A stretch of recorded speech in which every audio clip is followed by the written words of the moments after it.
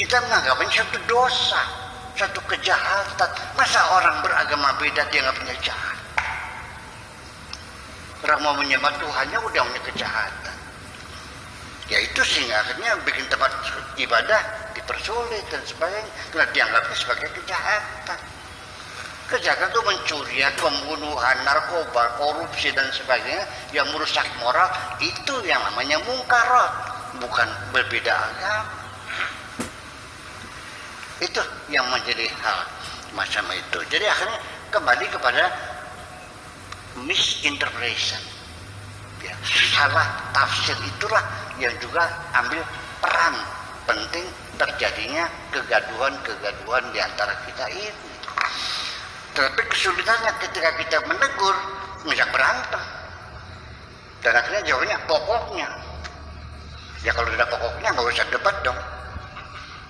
Itu yang perlu ingin saya sampaikan, bahwa kemungkaran itu, ini bukan katanya, tapi saya yang mengalami sendiri. Dalam berkomunikasi dengan sesama teman-teman kita yang beragama Islam, ada satu pertanyaan, Pak Sohadi. Bagaimana hukumnya membantu orang Kristen yang kelaparan? Dijawabnya oleh seorang ustadz itu, tapi di masyarakatnya sudah dianggap kiai. Tidak ada pahalanya, malah mendapat dosa. Kenapa? Karena orang Kristen orang kafir, musyrik. Jadi kalau kita kasih makan orang itu, jadi kita akan memperpanjang kemusyrikan. Berarti kita mendapat dosa.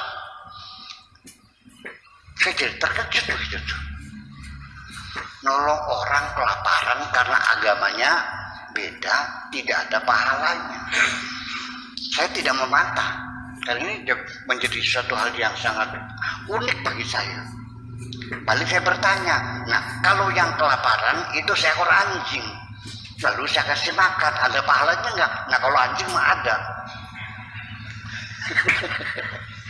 Jadi dalam pikiran orang itu, kalau berbeda agama nggak ada pahalanya. Jadi saya dapat ilmu baru, ternyata anjing lebih mulia dari anjing lebih mulia dari manusia. Nah itulah yang jadi persoalan.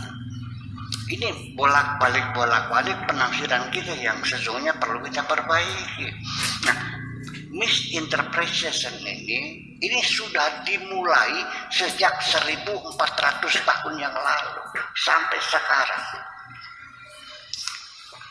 Dan itu saya punya faktanya, punya referensi, bukan katanya.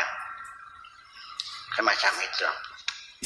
Nah, lalu pada akhirnya ini adalah sifatnya kegaduhan yang terjadi antara kita adalah karena pergeseran waktu dan zaman, situasi dan kondisi yang terus bergeser berubah, dan kita tidak mau melihat pergeseran itu.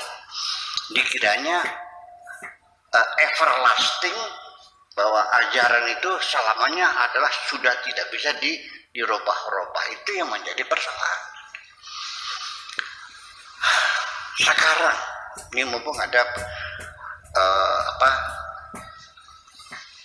penggerak gender, ya.